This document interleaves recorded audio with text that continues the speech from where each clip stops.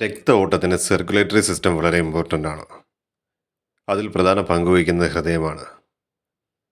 Blood purify ചെയ്യുന്നത് lungs ആണ്.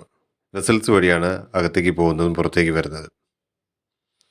ഒരു പ്രായം വരെ ബ്ലഡ് സർക്കുലേഷൻ നല്ലതായിരിക്കും. ആ സമയത്ത് നമ്മൾ കൂടുതൽ എനർജറ്റിക് ആയിരിക്കും, ആക്റ്റീവ് ആയിരിക്കും, എന്ത് വേണമെങ്കിലും കഴിക്കാം, എങ്ങനെ വേണമെങ്കിലും ഇരിക്കാം.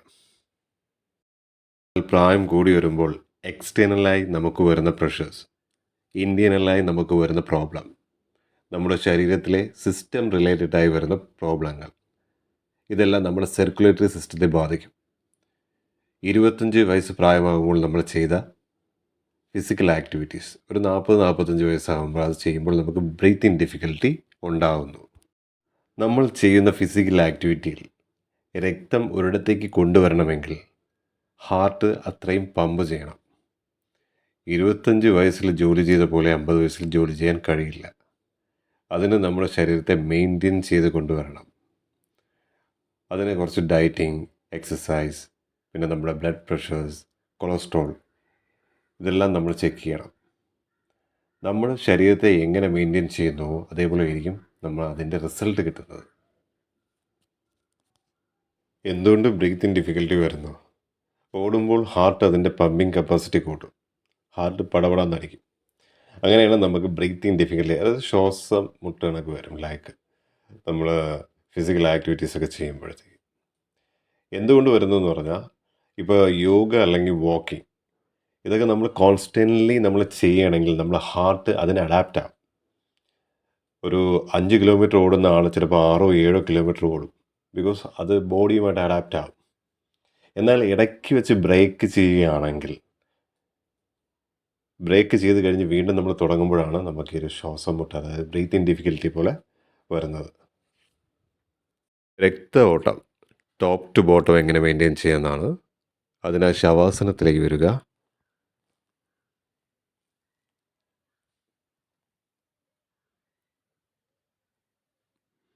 അവിടെ നിന്നും കാലുകൾ 1 by 1 ആയിട്ട് ബെൻഡ് ചെയ്യുക.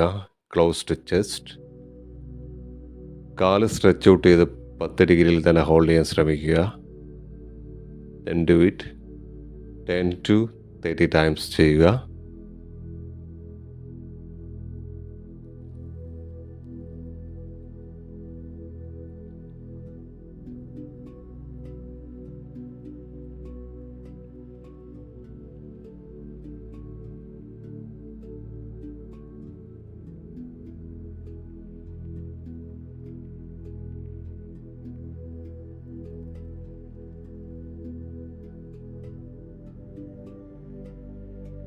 Back to shavasana. അതിനുശേഷം പവൻ മുക്തനാസനം നമുക്ക് ചെയ്യാം. ശ്വാസം വിട്ടുകൊണ്ട് തന്നെ തല ഉയർത്തുക. ചിൻ അല്ലെങ്കിൽ ഫോർവേഡ് ടച്ച് ചെയ്യാൻ ശ്രമിക്കുക.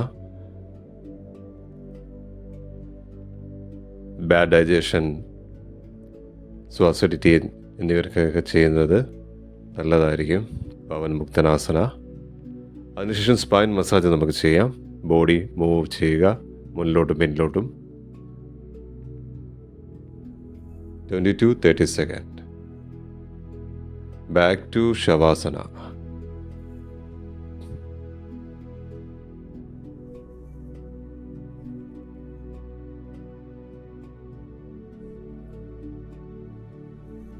അതിനുശേഷം അവിടെ നിന്ന് ഹലാസന ചെയ്യുക.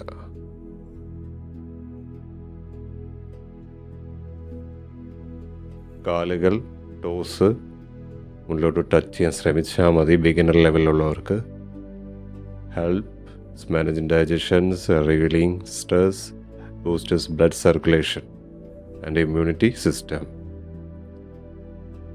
20 to 30 സെക്കൻഡ് ചെയ്യുക. കോൺസ്റ്റൻ്റ്ലി നമ്മൾ ചെയ്യുക. 20 to 30 സെക്കൻഡ്.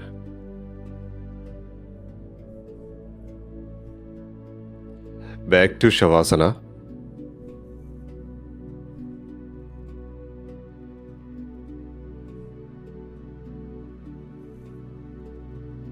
കാലുകൾ അടുപ്പിച്ച് ഹലാസന ചെയ്യാൻ വേരിയേഷൻ. കാലുകൾ ഓപ്പൺ ചെയ്ത് തന്നെ ടോസുകൾ അതായത് മുന്നിലേക്ക് ടച്ച് ചെയ്യാൻ ശ്രമിക്കുക. 10 to 30 സെക്കൻഡ്.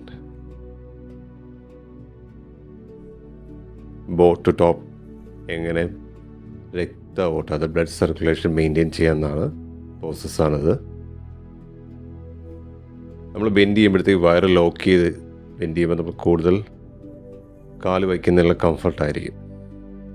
വയറ് ലോക്ക് ചെയ്ത് തന്നെ ചെയ്യുക. Okay, back to relaxation.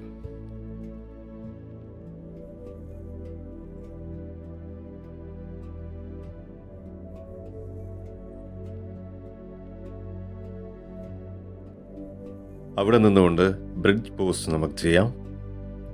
കാലുകൾ ബെൻഡ് ചെയ്തിട്ട് കൈ കൊണ്ട് ആംഗിൾ സൈഡിലേക്ക് പിടിക്കുക.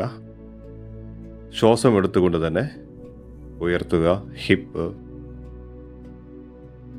Upper body.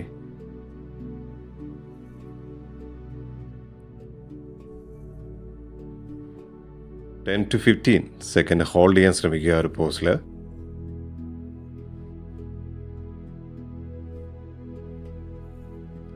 ഇത് ചക്രാസന ചെയ്യുന്നതിനുള്ള പ്രിപ്പറേഷനാണിത്. Back to relaxation.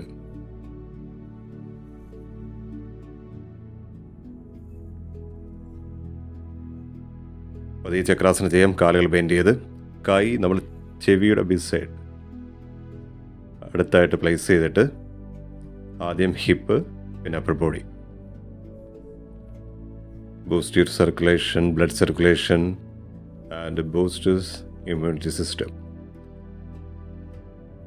സോ ഇതിനെക്കുറിച്ചുള്ള അടുത്ത വരുന്ന ബെനിഫിറ്റ് എങ്ങനെയാണ് ചെയ്യേണ്ടതെന്ന് അടുത്ത ഒരു വീഡിയോയിൽ ഞാൻ പറയുന്നതായിരിക്കും. പതിയെ തിരിച്ചു വരിക,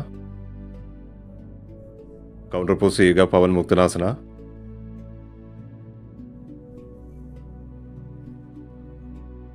ട്വൻറ്റി ടു 30 സെക്കൻഡ് ഹോൾഡ് ചെയ്യുക. അതിനുശേഷം പപ്പി സ്ട്രെച്ച് ചെയ്യുക.